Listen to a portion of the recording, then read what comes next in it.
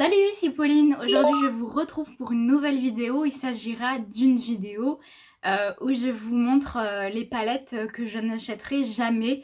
Donc, je vous mettrai des photos ici parce que si je ne les achèterai jamais, je ne les ai pas en ma possession.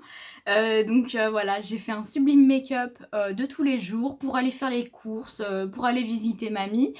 Euh, si vous êtes prêts, c'est parti. Donc on a tous un peu des palettes qu'on trouve moches, vraiment, ou qu'on se dit ah ouais mais je pourrais jamais acheter une palette comme ça pour diverses raisons. Et donc moi je vais vous évoquer les palettes que je n'achèterai jamais et vous expliquer pourquoi. Premièrement, on a une palette de chez Juvia's Place, la Coral. Franchement, je comprends pas l'harmonie.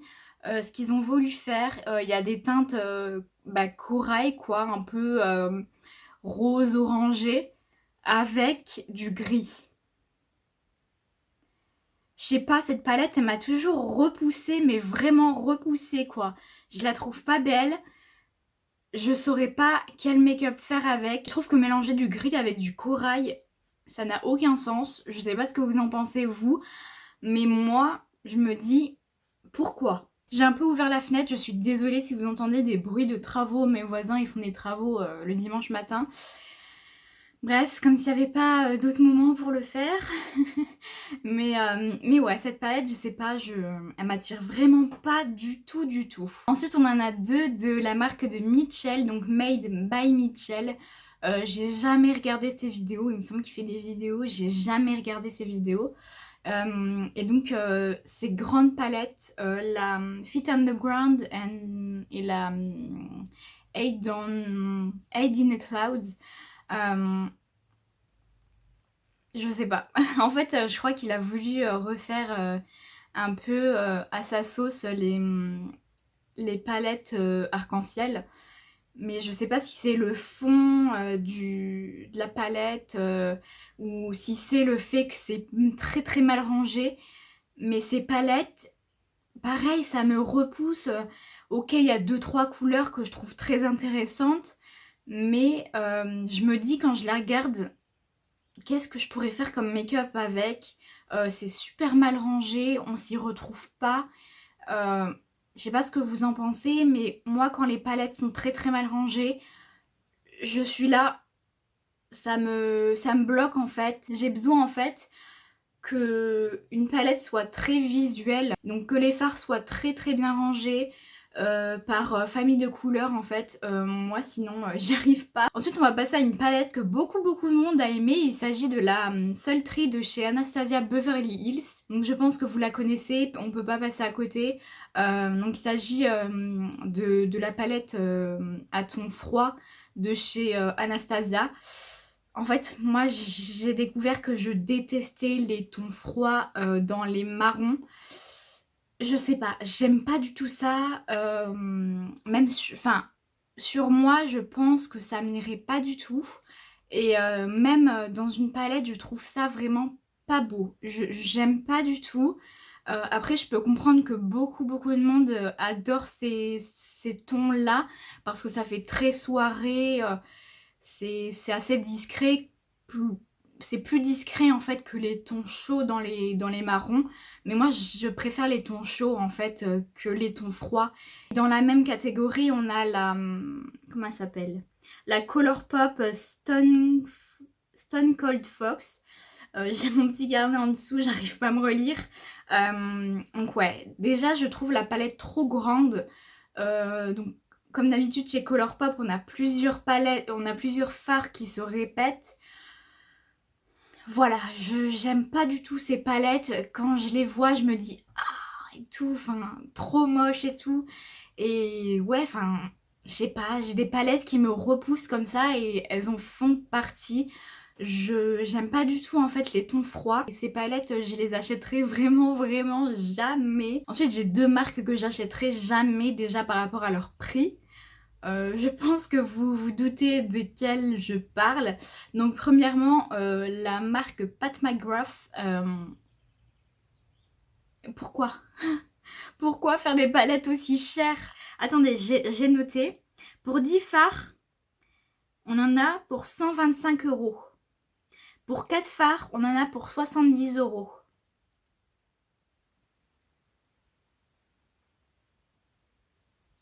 C'est un peu cher quand même, madame. C'est un tout petit peu cher quand même. Non, franchement, pourquoi faire des fards aussi chers? Ok, je peux comprendre que Pat McGrath, c'est une make-up artiste très connue, que peut-être ses fards, ils sont d'une qualité, d'une texture spéciale, mais pour moi, on peut avoir la même qualité en beaucoup moins cher. En fait, moi, j'aime. Je suis pas le genre de personne à dépenser des 1000 et des cents dans une seule palette, en fait. Je suis très très fan de palettes, c'est mon truc de make-up préféré. Mais là, il n'y a pas, en fait, il n'y a pas. Non, je trouve que l'harmonie des Mothership, là, les grandes allongées rectangulaires, c'est pas non plus spectaculaire. C'est très neutre avec quoi, 2-3 shimmer rouge ou vert. C'est bon quoi, un peu d'inventivité, de créativité, c'est bon quoi, on en a marre un peu. Donc je suis pas du tout le public pour ce genre de palette et pour ce genre de prix. Et après c'est très très bien hein, qu'elle trouve son public, voilà, hein, c'est super hein, mais voilà, on a chacun notre budget et c'est vraiment pas le mien. Et puis je pense que vous l'aurez deviné, ensuite je vais parler de Natasha Denona. Donc si vous suivez ma chaîne, j'ai déjà testé une petite palette de Natasha Denona et j'ai été extrêmement déçue. La pigmentation, nulle. La qualité des fards irisés, nulle. Les mats, ils étaient normaux. Non, ce n'est pas possible. Donc, j'ai voulu tester les fards Natasha Denona parce que tout le monde en faisait tout un foin. Ah ouais, les fards, ils sont magnifiques, ils se travaillent super bien. J'ai pas du tout trouvé. Et franchement, j'en ai pas eu pour mon argent, j'ai été dégoûtée. Donc je l'ai revendu, hein, évidemment. Donc ça m'a pas du tout donné envie d'acheter les grandes palettes Natasha Denona, qui d'ailleurs, je trouve qu'il y a beaucoup de palettes qui se ressemblent. De plus que c'est très très cher, les moyennes et grandes palettes, ça va entre 60 euros. Il y en a qui sont à 120 et il y en a qui sont à 210. 210. 120. Une explication pour votre défense? Non, non, non, non, non, non. Je veux bien essayer de comprendre, hein, mais moi, de mon point de vue, ça vaut absolument pas le prix pour la qualité qu'on a. On peut trouver pareil ou même mieux pour moins cher. Moi, j'achèterai jamais, jamais plus une palette Natasha Denona. Voilà. Pour moi, cette marque, j'ai voulu tester. Ok, ça ne s'est pas bien passé. C'est terminé. Ensuite, on a les palettes Jeffree Star. Donc, je sais que beaucoup de personnes boycottent Jeffree Star et sa marque. Parce qu'il a fait des choses mauvaises dans le passé, qu'il a dit des choses mauvaises.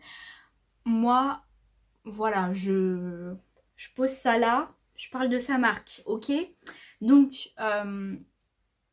je trouve que il a des teintes, il a des idées intéressantes. Ses packaging, c'est un truc de ouf.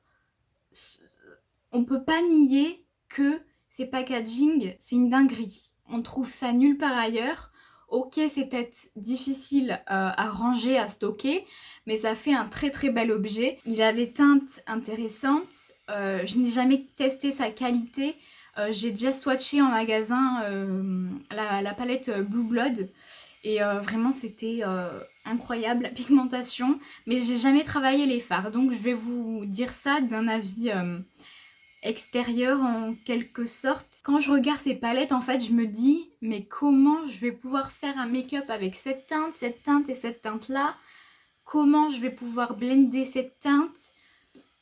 Je sais pas, j'y arrive pas. Il y a beaucoup de personnes qui y arrivent, hein, mais moi je me dis, est-ce que ça vaut le coup que je mette le prix dans cette marque si au final l'harmonie m'inspire pas à 100% et d'autant plus que c'est assez cher, on va pas se le cacher. Je crois que ces palettes vont entre 60, 70, quelque chose comme ça. Donc c'est pas notre budget à tous, hein. Mais voilà un peu mon avis sur les palettes Jeffree en tout cas l'harmonie, ce que j'en pense d'extérieur, etc. Voilà, il y a quelques teintes intéressantes, mais c'est trop. À trop vouloir être original, c'est moche. Ça devient moche en fait. Alors, je sens que beaucoup vont pas être d'accord avec moi.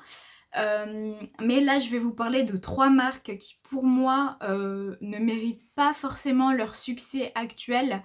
Donc, il s'agit de Urban Decay, Too Faced et Tarte. Alors, je m'explique. Donc ces 3 marques ont été très inventives dans le passé. Dans les années 2010, 2011, 2012, c'était le feu. Tout le monde utilisait ces marques et c'était vraiment très inventif. Urban Decay, je crois que ça a été les premiers dans les années 2008-2009 à faire des couleurs. Donc trop trop bien. Mais j'ai un cheveu qui me gêne là. Mais quand on met les palettes côte à côte des 3 marques, on a exactement les mêmes couleurs dans chaque palette. Et ouais, j'aime pas du tout les marques qui se reposent sur leur laurier. Ok, ils ont eu une très très bonne popularité au fil des années, etc. Et aujourd'hui, ils sont très très bien installés dans l'univers et dans le monde du make-up. Et c'est très dommage parce qu'ils prennent trop la confiance, ils se reposent trop sur leurs acquis et au final ils nous sortent toujours les mêmes choses et c'est des marques en fait qui vont tout miser sur le packaging, sur le marketing et à l'intérieur de la palette il n'y a rien. C'est nul, les harmonies sont toujours les mêmes, la pigmentation j'ai jamais testé mais ça a l'air très poudreux, très hachis. Je saurais pas traduire ce mot en français, un peu poussiéreux. Je sais pas si vous voyez ce que je veux dire. Tarte, ils nous sortent les mêmes couleurs, les mêmes palettes dans différents formats. Je vous mettrai des photos là, vous pourrez en témoigner par vos yeux. Et puis Urban Decay, même quand on voit les premières palettes, donc les Vice, il me semble que c'était les premières palettes, il y a toujours les mêmes couleurs. Donc voilà, du neutre, il y avait beaucoup de vert aussi, des bleus, enfin deux, trois couleurs quoi. Mais c'était toujours les mêmes couleurs. Et au final, je trouve que ces 3 marques sont vraiment perdues et n'arrivent pas à, à rester dans la compétition, si je puis dire, avec les autres marques qui débarquent avec de la créativité et de la nouveauté et des harmonies qui sont vraiment superbes. Je pense que ces 3 marques sont restées 10 ans dans le passé. D'ailleurs, je pense que vous avez pas pu louper la dernière sortie de Urban Decay qui a sorti la mini Naked 3. Donc la Naked 3, elle est sortie en 2013-2014. Ok, elle a plu à beaucoup de personnes sur le moment et c'est devenu un classique. Mais